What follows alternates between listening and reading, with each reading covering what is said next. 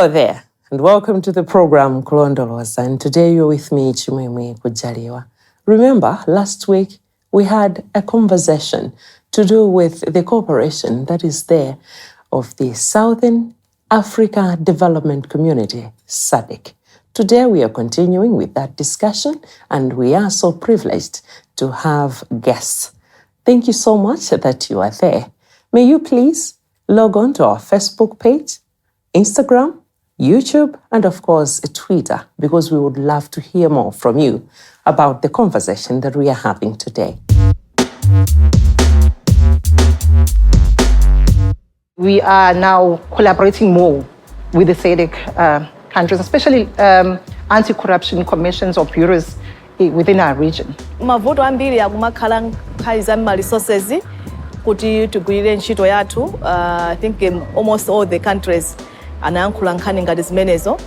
The other one is again the problem of laws that have not yet been fully harmonized so that the laws can speak to each other to make it very effective for the anti-corruption agency in the region to confront corruption with one voice. Let me introduce our guests. On my right here, I have Mr. Paulus Noah, who is the Director General of Anti-Corruption Commission from Namibia. Thank you very much for coming. Thank you, Madam. And in the middle here, I have the Executive Secretary, Zimbabwe Anti-Corruption Commission, Ms. Sukai Tongara. Thank you very much for coming. Thank you. On my far end there, I have Head of Special Investigation Unit from South Africa, Mr. Israel Ndou. Thank you very much for coming. Thank you very much. Now, my very first question is going to you. Tell us, as a region, what are you doing to combat the financial organized crimes? In the first place, organized crimes are global crimes. And big global crimes, they are also concerned to the region. Now, for the region to effectively combat organized crimes is only when regional member states are effectively cooperating with one another in terms of fighting corruption and organized crimes. This means that the anti-corruption agencies within the region needs to have all the necessary laws in place. And these laws need to be largely harmonized to make sure that what is a crime in, for example, in Malawi, in terms of fighting organized crime, is also a crime in Namibia. So that when a suspect flees from Malawi and lands in Namibia, he will not find a safe haven in Namibia because there it will be a crime as well. And it will also become easier through legal mutual assistance for Namibia to give necessary assistance to Malawi to make sure that that person is brought before justice. It's cooperation that makes sure that organized crime are effectively fought in the country. One other effective way is when the anti-corruption agencies heads, they have got this cooperation, informal cooperation in the first place, because that works very well. When they know each other, they can share information so easily, informally information in the first place, and then ultimately then share formal information through legal mutual assist request. Interesting. Yes. From Zimbabwe, are you sharing the very same sentiment? What is the significance of having this cooperation in the fight against corruption? From Zimbabwe, as a country, we have signed a memorandum of understandings or agreements with the different countries. It is important that we know each other as anti-corruption agencies so that I know that this is the person I'm giving my information to. We do not want criminals to get away with crime. Criminals have organizations where they talk to each other. So we might as well just do that for fighting corruption. Yes. Mr. Ndou, there, you coming from an investigative unit, how effective are these investigative agencies in combating crimes like this? They are effective, especially if we collaborate with each other. For example, we are here and we were talking about our success as the region, and we were saying that to be successful, you need to hold hands. You cannot do it alone. As law enforcement agencies with those memorandum of understanding. So it will be easy for us to work together without following those red tapes that are there. We need to talk with the embassy and things like that. It will be simple because we have an agreement, That's interesting. Now, from Namibia, what measures do you think the region can adopt in terms of the fight now against corruption? The region has got its regional body, the SADC Secretariat. And the SADC Secretariat has adopted the SADC Protocol against corruption. But then, what needs to be done for us to be very effective is when anti-corruption programs and strategies are established through the SADC regional body. Because it's through those programs that all the member states will find it necessary to comply with what is required through those programs. And it has already started.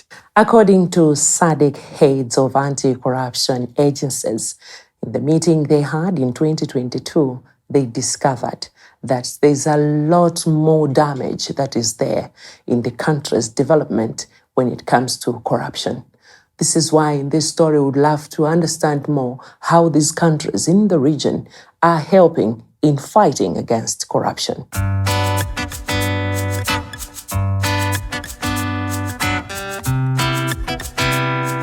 Nkhani yakuli imene ikuvuta maiko onsewo mkayiona ndi nkhani yokhudza kuti nkhondo iyi si ya munthu mmodzi ayi ndi aliyense. Ndiye umadzavuta kwambiri nkhani iyi ku court. Munthu ku court nkhani zakatangalizo umachidwa 5 years 10 years mulimba ndi nkhani imodzi ya munthu mmodzi. Zimene zili common maiko monse mu Africa kuti kusadiki zilipo ndithu. Mukafufuza muona kuti ya makoti watu mwina capacity alibe, mwina ndalama zomavuta kuti milandu imene ikhozogenda mwachangu. So nchimene ndacho kuti maiko monse mu Africa muno khala musadiki nkhani yakuti kesi za milandu yakatangali iwo machedwa. If we agree that fighting corruption is also fighting poverty, then a number of donors and development partners are doing significant efforts here in Malawi. More concretely, the Tikuzi Malawi project is a Team Europe effort. Together with Germany, we are trying to enhance the capacity of the law enforcement, of the accountability, of the oversight institutions. Everywhere where there's money, there's a risk of corruption. Budget support is particularly vulnerable to this, but also therefore we have particularly strict eligibility criteria for budget support. During Cascade, we stopped budget support along with a series of other development partners. Now we are contemplating reassuming budget support in a very near future. The Special Investigating Unit in the recent years has made strides in collaborating with countries in the SADC region, where we even go to the extent of providing training in cyber forensics and in forensic investigations. So we are now collaborating more with the SADC countries, especially anti-corruption commissions or bureaus within our region. Tikhale ndi ma strategies omwe one atithandize kuti fikitsa malonena kuti tonse we are pulling in the same direction, and that we are dealing with each other in earnest. Yeah, so that one is also something that I have picked on. Tigwiratu ntchito bwino and mwina chomwe sichinatuluke chona kuti tili ndi ma MOU kale ndi ma sister organization angapo. Yeah, one of them yomwe mwina imene ili more crucial ndi ya Special Investigation Unit ya South Africa. Omwe sabwera apa. Omwe tili nawo ayambakale kuti thandize magesa angapo ndithu amene tikugwira nawo ntchito kuti tithandizana ma investigation pa ndalama zomwe zinabedwa kuno mwina kupita kudzera ku South Africa or zili ku South Africa. So akutithandiza then paliso anthu ena onena kuti ndalama zobedwa kwawo kumazibweretsa kuti kunoko kuti notipitirizebe kuthandizana mu ntchito ngati imeneyi kutsogoloko timalizitsa ndi ma agents osewa tipanga nawo. Paliso bungwe la parliaments osamu SADC koma ndikuti postura tikatupanga launch bungwe la Lusankatangale nyumba za malamulo za mu SADC region. Ndi nkhani yochitika pa nkhani imeneyi muno mu SADC nkhani Super Africa level yonse ifa Malawi tili active kuti kheno mabungwe amenewa kuti ntchito imeneyi isakhale thoka yayi tione kuti kodi anzathu apanga chani tiphunzire pachizungu amati benchmarking. Zambia yopanga chani, South Africa yopanga chani, nanga Africa apanga chani, ndimene kuyendera ntchito imeneyi.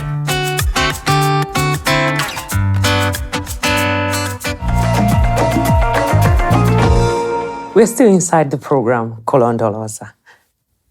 Now, tell us, what are some of the measures that you think the region can adopt in the fight against corruption? The region has already adopted a lot of measures. We not only cooperate in terms of investigations and sharing of information, but we also meet to share best practices in terms of public education. We also look at capacitation. If South Africa is very good in terms of cyber investigations, like they are, they've actually trained all the SADC countries' anti-corruption agencies in how to investigate cyber investigations. Mm-hmm. And this is what SADC looks at to see if Zimbabwe has a specialty or they're good at a certain thing, it benefits all the countries in the region. Now, the United Nations Convention Against Corruption encourages member states to promote mutual legal assistance in gathering and transferring evidence for use in legal chain in courts. Now, my question is, how effective are these type of measures when we come to the fight now against corruption in the SADC region? When we're talking about mutual legal assistance, it's an agreement between 2 or 3 countries. You have to mutually agree that you want to assist each other. Like I've said previously, we have a memorandum of understanding which we have signed between ourselves as SADC countries, where I can give Mr. Noah a call or Israel a call and say, I've got information that I want from South Africa. Can the SIU assist me? And you say, okay, what is it? And informally, you tell me, okay, Mr. So-and-so lives here in Joburg. Can you do the MLA and apply for him? And then we know where to look for that evidence. It makes it easier and faster when you do the MLA, unlike if you're sending it to somebody that you don't know. So that's the importance of us as head of anti-corruption agencies meeting so that I know who's my counterpart in the different countries. Now, we're talking about accountability and transparency. How can this help in the fight against corruption? Accountability and transparency is very critical in the fight against corruption. In fact, one expects every policy, every law that is being passed by lawmakers to have provisions committing the officials to transparency and accountability. For example, in the public sector, you cannot be trusted with, for argument's sake, public funds, and yet you are not prepared to account for how you have spent such public funds. It's just illogical. It doesn't make sense at all. It should be a requirement for every policy, for every law, that there should be transparency and accountability. Now, with all these measures being put in place, you talk of the Article 6 of the United Nations Convention Against Corruption. It's having the measures there being emphasized to say the public officials who violate ethical standards should have stiffer punishment or sorts of that. Now, the question is, why are we still having these cases of corruption in the public sector now? There's a will that is lacking, especially from those that are in charge, because you will say, please discipline this person, because like in terms of our law, we don't have the right to discipline. The Act doesn't allow, but then they will just leave it. But what we did in South Africa, and I think it might help other countries, we through the Office of the Presidency, we established a committee that deals with, we call it in South Africa, consequence management. So then if we refer to something that deal with this person and this person, you don't do anything, then you must report to the president and give him the reason. So now we see that now things are moving. Formed in 1980, the Southern Africa Development Community, SADC, was established to coordinate projects in development. In this story, we would love to understand because we have learned that we share a lot in common to talk of initiatives, strategies, and policies. However, they are marred by corruption. How are institutions or countries fighting the vice? Let's have the story.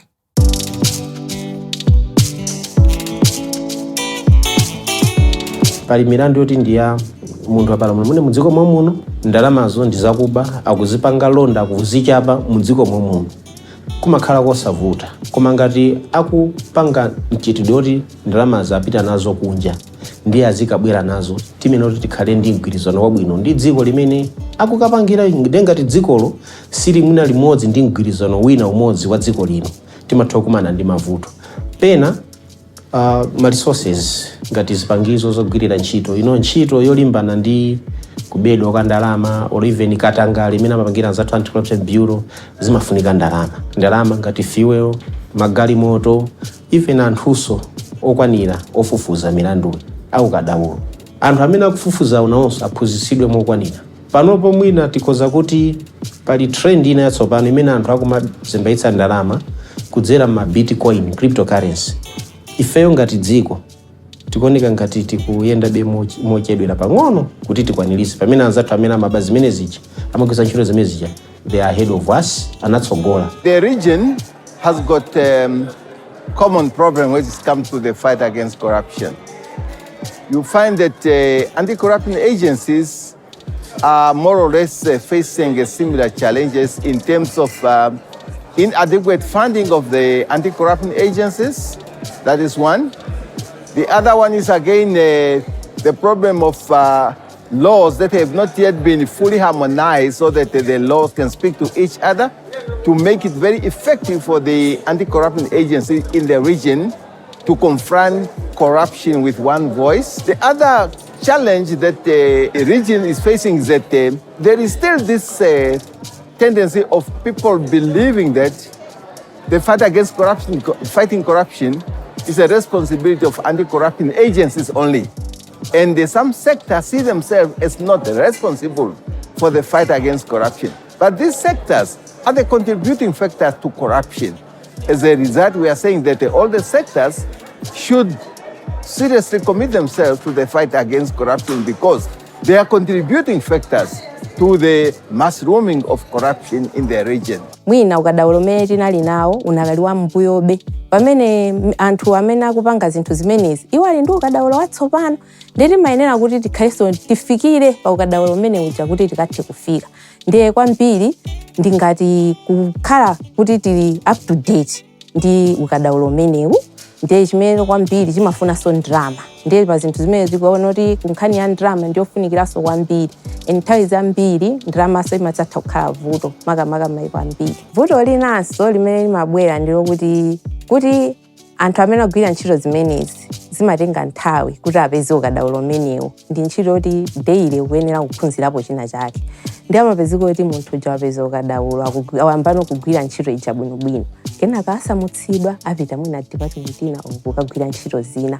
ndoti pamene paja pakuyenera pabwereso munthu wina ayambenso kuphunzira choncho ndi zinthu zija zimakhala zovuta kuti mukhale kuti mwafikapo kuti mukuyigwira bwino ntchito ija. Mavuto ambiri akumakhala nkhani za resources kuti tigwirire ntchito yathu. I think almost all the countries anayankhula nkhani ngati zimenezo. Panalinso nkhani ya perception ya anthu in as far as anti-corruption efforts are concerned kunena kuti zimavuta ndithu kuti anthu akukhulupirireni ngati anthu anti-corruption kuti mukugwiradi ntchito yanu mene mukuyenera kugwirira. I think vuto lachitatu lomwe latuluka which is more common ndi nkhani zomwezi zomene kuti kupanga makesi zimachedwa. Okay, so I'm sure at least aliyense waona kuti siku Malawi kokhayi ndithu it's across the SADC, it's across Africa, ndi dziko lonse makesi amene anthu amakhala nawo interest amakhala makesi a complex kwambiri ndi amatenga nthawi kuti amalizike. Komanso mwina chomwe chatulukanso chomwe I think someone from Lesotho mentioned was mwina tipange emphasize on prevention, mwina ma prevention strategies amene tikuayika ma systems iwa ndotani kuti atithandize kuti tipite kuchitsogolo. Komanso I think from something that I heard from Eswatini is about the debates that are going on mu dziko lawo pankhani ya independence ya institution yawo ya anti-corruption kuti afuna iphatikize ndi ma institution ena. So yeah, amene ndi ma common challenges amene tamva.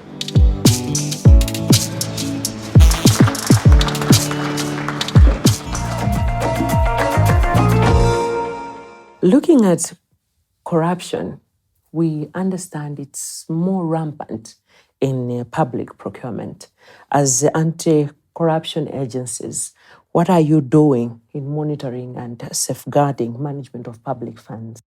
In South Africa, we have a big budget of money, but if you can check, the research has shown that it goes, most of the money is spent by public officials, but not doing what they are supposed to do. So what we did, I will talk from the Constitution, we're dealing with Section 217, which deals with the procurement processes. When you deal with it, this is how you need to deal with a procurement process. So, and as Section 2 says, our Constitution is the supreme law. Any law that is inconsistent with it is unlawful, and that we must enact laws that will help us to deal with issues like procurement. So we have what is called the PFMA, procurement framework, that deals with procurement. When you deal with municipalities, we have what is called MFMA. So those acts, they will tell you this is what you need to do when you deal with procurement. If there's a tender, this is what you need to do. So it really helps. But beside that, the most important thing also, we talked about it, the awareness campaign, they do really help. So we do that a lot, where we'll teach people about procurement and state funds and whatever, that you must channel it to the right channel. All right. Interesting. Now, what are you doing to strengthen whistleblower protection in the reporting systems? Well, as Zimbabwe, we have put in place several pieces of legislation that protects our whistleblowers and reporting persons. We have legislation where you criminalize any person that victimizes a person that is reported to the Zimbabwe Anti-Corruption Commission. You take that person to court and they're arrested. But we are in the process of drafting a comprehensive piece of legislation, which we are looking at the South African legislation, which is very good. It actually provides even safe houses for people who are whistleblowing against in matters involving very senior officials, in corruption matters, or even fraud or money laundering, these high scandals, where you take that person away from the area that they're in and you give them a safe house where they stay and protect them until the duration of the trial to ensure that they're safe. Because there are some witnesses that are getting fired for giving evidence. Some are getting killed in other countries. Yes, so it's a dangerous thing to testify, but we need to encourage members of the public to trust the system, the criminal justice system, that at the end of the day, we will win against the fight against corruption. So we have to protect our reporting persons as well as our whistleblowers. Thank you very much for that. Now, how effective are international frameworks in response to corruption through international cooperation? International frameworks ought to be effective. I'm saying ought to be effective, but in reality, there are certain complexity that are involved. One, let me just give you an example of the United Nations Convention Against Corruption, which is a global legal instrument on the fight against corruption. Some countries, by virtue of signing and ratifying that convention, it is enough for that country to give international cooperation, even in terms of legal mutual assistance. But some countries, notwithstanding having ratified that, their requirement is that there should be, what Zimbabwe already mentioned, there should be this agreement between the two countries in terms of giving each other this international cooperation in terms of mutual legal assistance, because that is mutual legal assistance is central on international cooperation, and that is what makes the instrument itself effective. The provisions in the instruments are very clear. There is no problem with the provisions. The issue comes between the countries itself. Let's thank our guests today who came in the studios to tell us more about the cooperation that is there in the SADC region in fighting corruption. We hope you have loved the program, because I have. Will you please follow us on our Facebook page, Instagram, Twitter, and YouTube, because we would love to hear more about this conversation that we had today. Until then, I wish you all the best and see you next time. I'm Chimwemwe Kujaliwa. Bye-bye.